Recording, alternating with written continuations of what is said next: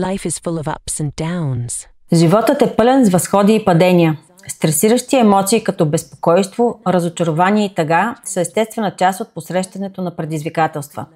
Но какво ще стане, ако можете да се научите да управлявате тези емоции и да станете по-силни? Това е същността на резилиенса. Резилиенсът е способността да преживееш трудни емоции и да продължиш въпреки тях. В това видео ще проучим как можете да изградите резилиенс и да управлявате ефективно стресиращите емоции.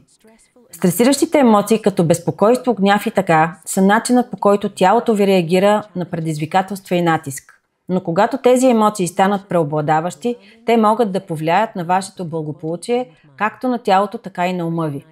Разпознаването на признаците на стресиращи емоции, като чувство на напрежение, проблеми с съня или затруднена концентрация, може да ви помогне да предприемете действия преди тези емоции да станат твърде завладяващи. Един от най-ефективните начини за изграждане на резилиенс е чрез регулиране на емоциите.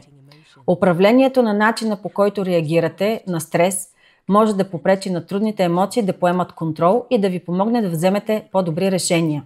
Техники като дълбоко дишане, осъзнатост и когнитивна преоценка могат да ви помогнат да останете спокойни и фокусирани, дори когато емоциите са връхлитащи. Тези практики ви позволяват да преработите здравословно стресиращите емоции и да продължите напред.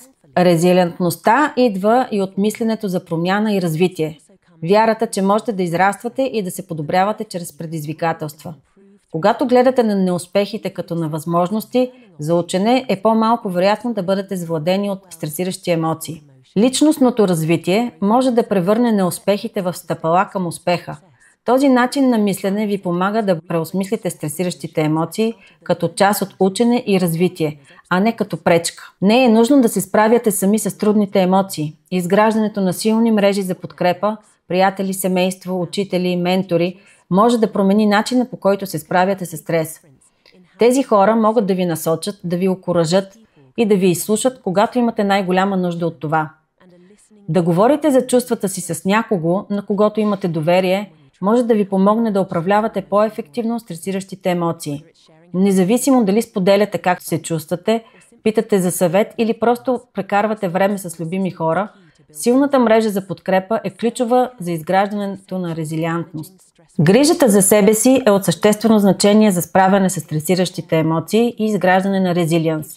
Грижата за вашето тяло и ум ви дава енергия и сила да се справите с предизвикателствата на живота. Здравословни навици като редовни упражнения, балансирано хранене и достатъчно сън поддържат вашето емоционално благополучие, улесняват справянето с стреса и възстановяването от трудности. Устойчивостта също така означава предприемане на проактивни стъпки за управление на стресиращи емоции. Поставянето на реалистични цели и разделянето им на малки постижими действия може да ви помогне да си възвърнете контрола, когато нещата ви затрупат. Не забравяйте, че изграждането на устойчивост е пътуване.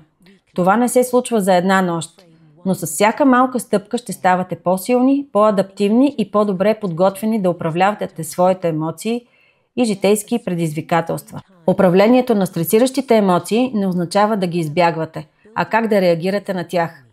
Чрез изграждане на емоционална регулация, личностно развитие, търсене на подкрепа, грижа за себе си и предприемане на действия, можете да развиете резилиентност, от която се нуждаете, за да се справяте във всяка ситуация.